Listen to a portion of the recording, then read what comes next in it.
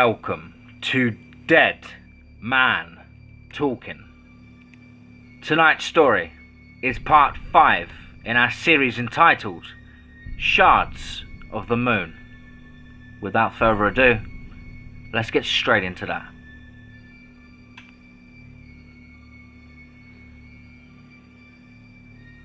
The boarded up windows leaked bits of light, but not like the sheer wall of brightness that hit when the double doors at the end of the hall opened. Near blinding. Even Rhada had to cover his eyes for a second before they adjusted to the brilliant desert sun. After her eyes had adjusted, Madison saw that the outside of the building they were in was just as ragged as the interior. The windows all but boarded up and closed off, graffiti and damage. Nearby was a once proud sign that, if the letters were complete, would have read Boulder City High. The old high school. That's where he was hiding. It's a wonder she hadn't run into him before. Down a bit of a disused concrete path led them around the far side of the building, where the current living city of Boulder City was visible. Dots of people moving in the distance. An early tanker caravan was on its way into the city, leaving an impressive dust cloud behind them. So, where are we going? Is it close? Madison asked, catching up to Rhada's longer stride.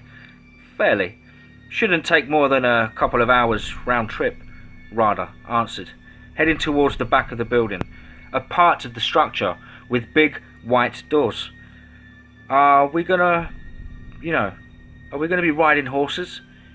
Because I should tell you that I can't ride, Madison admitted. Horses were a typical means of transport these days, hearty animals and good for the long haul with the ridiculousness these days cost of fuel or even a working vehicle. You're in luck then, Rhada said with a bit of a flair and a smile, before he pulled his keys from his pocket and unlocked the door before sliding it upward. Revealed with a small cloud of dust and the eventual pierce of the sunlight was a pair of wide-spaced headlights, a sturdy brush guard, and a steel cable winch before her eyes adjusted to see the mammoth of a vehicle they belonged to. It was unlike anything she had seen in her life.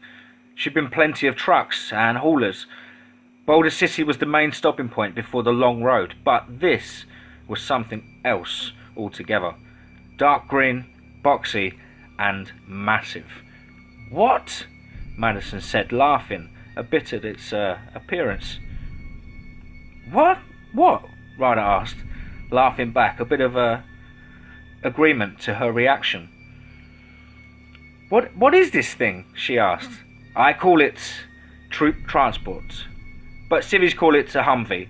Practically indestructible, as long as it's got fuel, Rhada chuckled, before heading into the small garage and climbing in. With a quick whiny and a roar, the truck comes to life, sending a spray of dust to the sides from beneath it, before Madison climbs into the spacious truck herself. Within seconds, they're out of the garage, through a short field, then onto the hill down towards Boulder City, which was actually quite close. The school was up in the abandoned sections, maybe half a mile out, which was a quick trip for the vehicle. Unfortunately, the only route to where they had to go led through Boulder City itself. Something he wasn't exactly happy about, but it was unavoidable. The city streets cleared as the truck came through, Rhada slowing to avoid causing a dust storm through the streets. If they could get through unnoticed or unaccosted, it would be preferable, but with this trader town and a truck they'd never seen, it was practically impossible. People came out from their booths carrying whatever they could, offering sale or trade, Rhada turning them down at length. Madison was watching her hometown come to life with the prospect of trading to travellers, but felt a quiet twinge of disappointment when most of them didn't recognise her. There was someone Rhada saw though, as the route brought them past the crowds heading in for the massive church. A man standing at the door, his booming voice to the people in earshot, telling of how God would protect them from the monsters, as they always had. how that it was their duty to weed out those with the signs and bring them to a proper deliverance. As Rhada passed by, he tried to continue speaking with the traders and refused offers, but when he looked back up to the passing church, the preacher there was now staring at him, right at him. Maybe he simply had a problem with strangers, but this seemed deeper. He was focused on him. Eventually, Rhada turned back to the road and sped up a bit, making for the north exit to the town, towards the ruins of Vegas. That priest, Rhada said, resenting his seat and speeding up a bit, leaving a dusty town behind. That was Reverend Cohen. He's the town's preacher and a good man. He was a friend of my parents.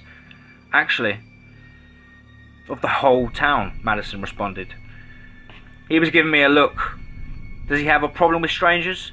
Rhada asked, taking a quick glimpse of the town in his rearview mirror. Not that I've seen. How did my father say it? Fire and brimstone? His teachings are a little harsh, but it keeps the town together. I think people need something to believe in, Madison explained. You a believer? Rhada asked, as neutrally as he could with a hammer-type question like that. Belief was always a heavy subject, but when it was only thing keeping some people from completely losing their minds, it was an ever heavier subject. I went to his sermons when I was a kid. My parents brought me. They were always deeply religious, as long as I could remember, Madison responded, looking out her side of her vehicle to the desolate landscape, at the sights she hadn't seen before. There wasn't much to see, but still. That's not what I asked, Rhada spun. Honestly, I don't know. I know everything they told me, but that's all it is.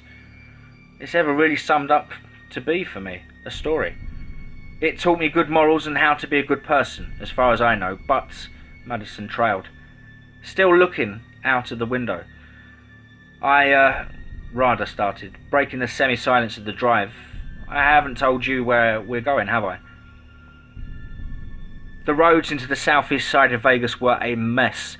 Carcasses of cars scattered about the roadways, some burned, some torn completely apart. Despite all of this, a lot of it was still intact. Buildings stood still, proud. The old parts of the smaller casino still looked like they would light up, given enough juice. It was a ghost of itself on a permanent display, but not to ever be touched. Despite everything she had to see, despite how beautiful everything looked, there was something that she noticed. There was a complete deficit of people. It really was a ghost town. Nobody lives here, Madison asked, pulling her head back into the vehicle as Rhada navigated the clutter and cars dotting the tight roadways of the suburb. Not since they came around.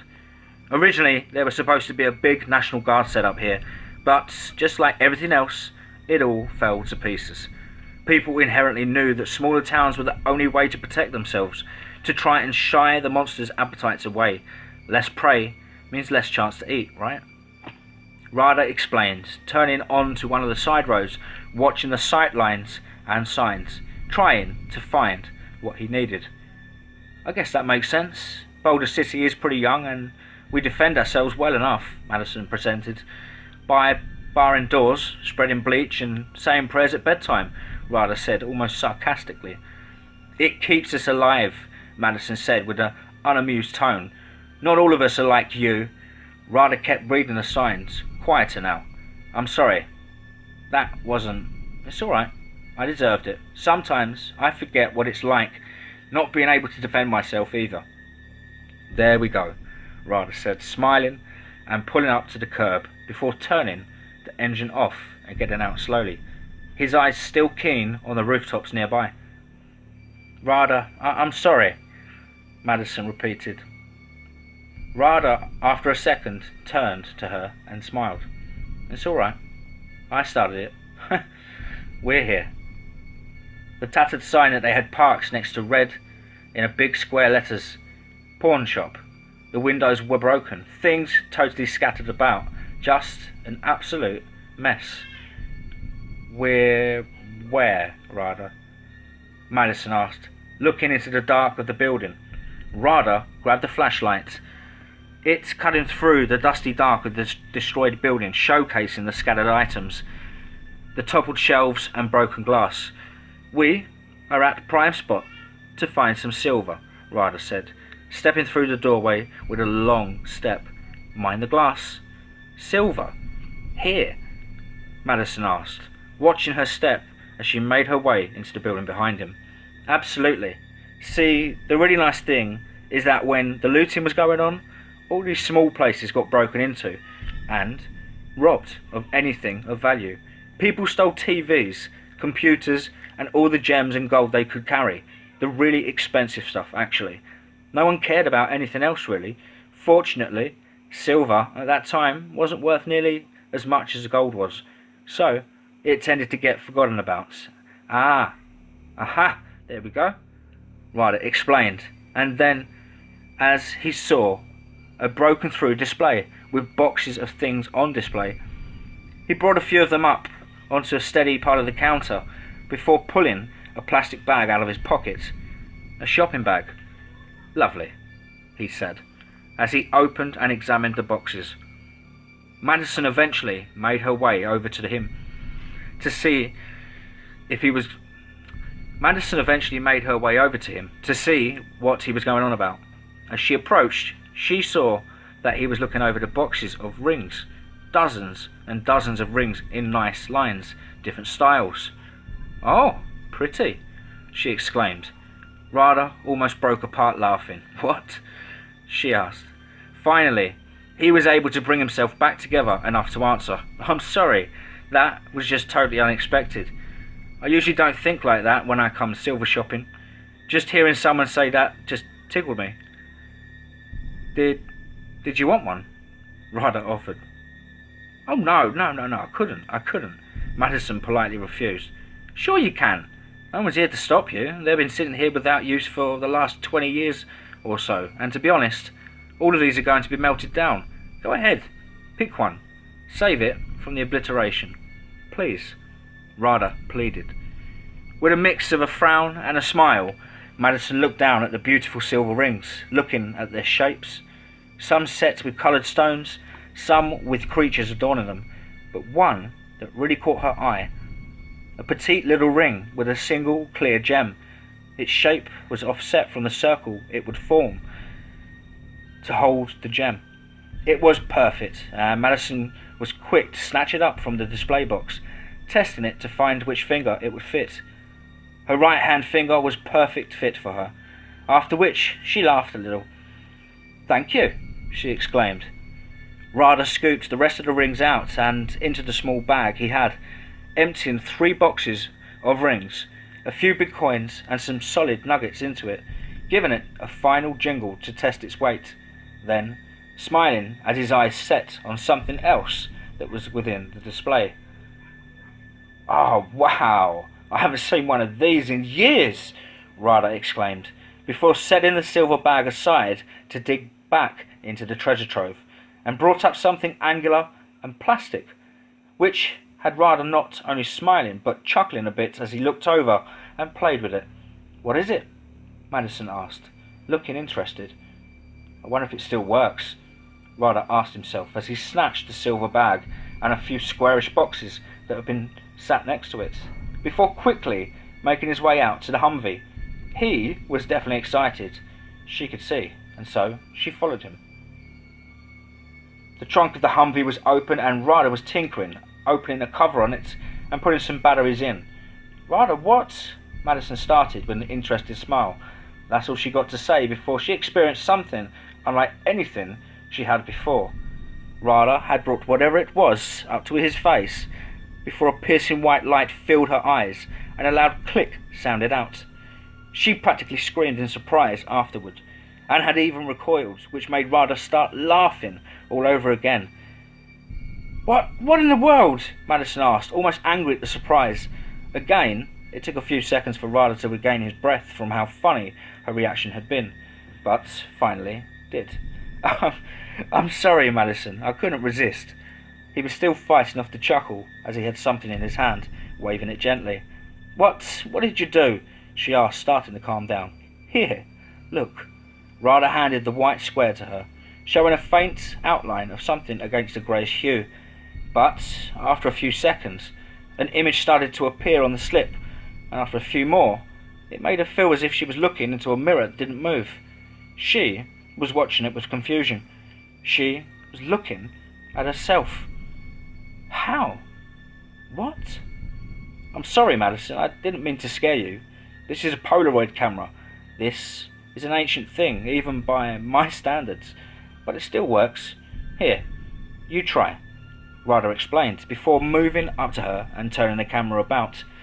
As she looked through the aperture, she could see everything a bit differently, like through a cup. Then, just to find something you want, just to see it again. Madison took over now, holding it and turning it about, looking through the viewfinder, and eventually finding a big casino sign in the background. "Okay," she said. "Now, just press down on that button under your thumb," Rhada instructed. Click. So loud, she recoiled her face from it and dropped it. It skipping across the ground with another of the white slips with grey sticking out of it. Rhada laughed.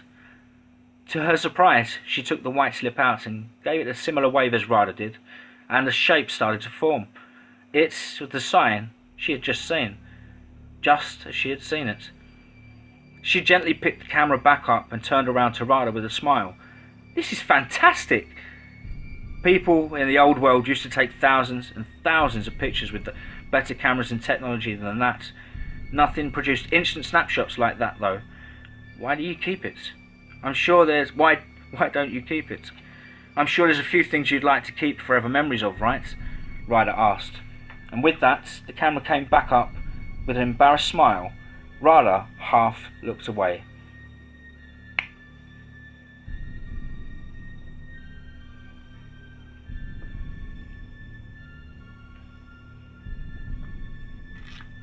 Wow, hope you guys enjoyed part 5. Please do let me know down below in the comments. Of course, please do like and share. And as ever, folks, remember, be safe, not sorry.